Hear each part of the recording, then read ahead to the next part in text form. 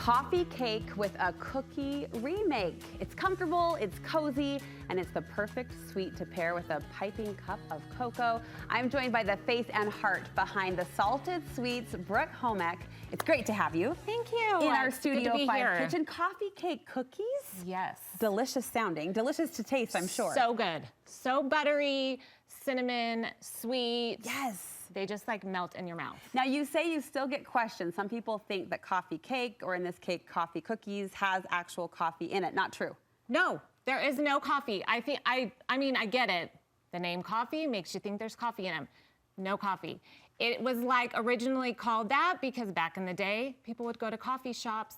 You would get this cake with a streusel top and eat it with your coffee. I love coffee cake, and so I'm so excited that you put it into cookie form. Where do we get started with this, Brooke? Okay, so I've already creamed the butter and the sugar together. Okay. So we just want to make sure it's light, it's fluffy, and then we're going to add an egg and a egg yolk. Okay. So we want them to a little bit of extra kind of like sticky liquid to hold them together, because then we're gonna top them. I was gonna say there's some weight going on top, so we've got to have a stable base. So we got to make some substantial, and then we're gonna put a little vanilla. Okay. I like to say you add 2 teaspoons, but quite honestly, you're a measure from your heart, girl. I am, with chocolate, with vanilla, with all the good stuff. Yeah. What's gonna go wrong if there's a little extra in there? Never, never, no. So we're just gonna mix that all together until it's nice and creamy and smooth again. And then we're gonna add in our dry ingredients. And with that, we're gonna do our basic powder, soda, salt, flour. Do you have an order you want? No, it doesn't matter. In it goes. Okay, so that's powder, soda, and salt. Okay. And then we've got cornstarch here. Cornstarch? Yeah. Oh. So cornstarch is not always in cookies, but what it's gonna do for these is it's gonna keep them soft, it's gonna keep them chewy, and it's kind of gonna keep them a little bit thicker. Okay. Sorry, I took over for you. No, Go ahead. please. We do also need teaspoon of cinnamon. There you go. Because like I said, we're going all cinnamon with these. We need lots We're tag teaming. It's Brooke and Brooke in the kitchen today. Yes. I'm so excited about these darn cookies. Okay, So, mix it up. yes. And you say not to overmix. Not to overmix. So you want to really mix the butter and the sugars together. But then once you're adding the dry ingredients, you kind of want to leave just a little bit remnants of flour around it, especially if you're using a mixer. Don't walk away from it, because that's what makes a tough cookie. Okay. If we add too much. Okay. Can I ask you too about how you got them so fluffy? I mean, it's the worst to pull a cookie out of the oven and see they've totally flattened out. Totally. Okay. My biggest tips for this is, a lot of people think that soft butter or room temperature butter, you're gonna like want it to be soft. Okay. You generally don't with cookies. Okay. You want to be able to push into the butter and make a small indentation with your fingers, but you don't want to be able to push into it. So too soft butter equals flat cookies. Yes. Okay. And another major tip I have is weighing your ingredients. I saw your scale. Yes. So honestly, they're so inexpensive.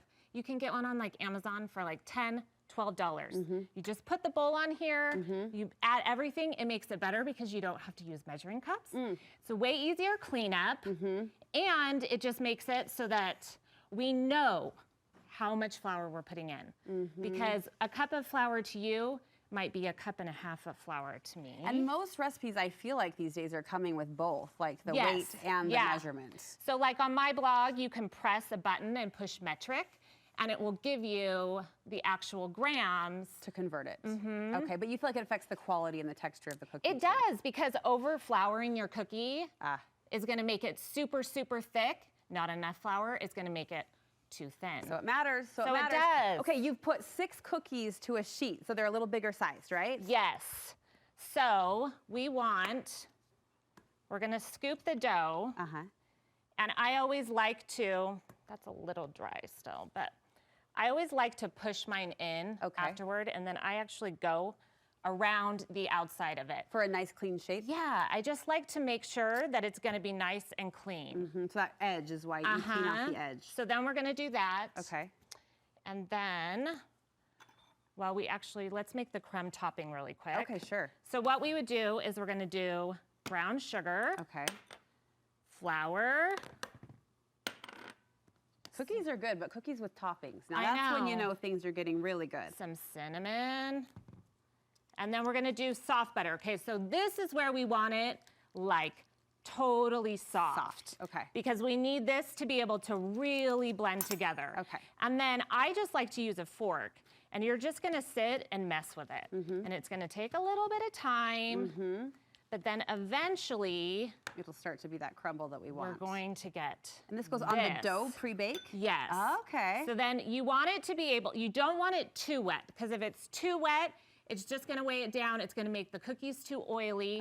But you wanna be able to squeeze it and be able to get an actual ball if you want it. Good gauge, good gauge. So then we're gonna take these cookies, do another.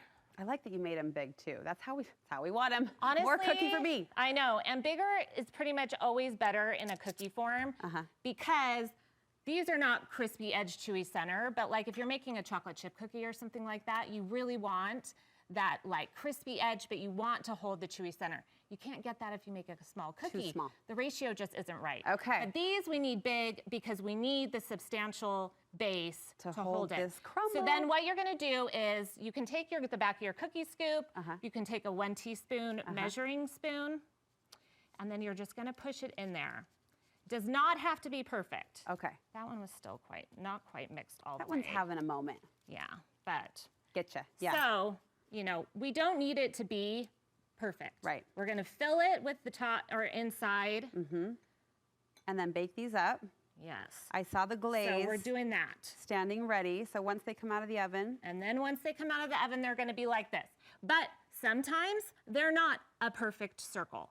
So what I like to do, if they come out, sometimes we got little bits of something, the cookie where maybe the butter wasn't quite as mixed in right or something, that spreads out a little bit. So I always take a little spatula, right when I'm done, right when they're still warm out of the oven, and I just circle around. Give them a little tuck. Tuck those corners. And that way too, if you like a fluffier or like a thicker looking cookie, do not be scared to just like push in those edges. Manipulate. Yes. Show that cookie who's in charge. You can make that whatever you want it to be. I learned a lot today. Tell us what's in the icing really fast. Okay, so this is powdered sugar, cinnamon, and just a little bit of milk. Those cinnamon flavors with the creaminess of the milk and the icing. This, I can tell, is a winner. Brooke, thank you so much. You share recipes like this on your blog, which is? I do, thesaltedsweets.com. Salted Sweets, and you just came out with a new cookbook, which we're celebrating. Tell us about it. Thank you.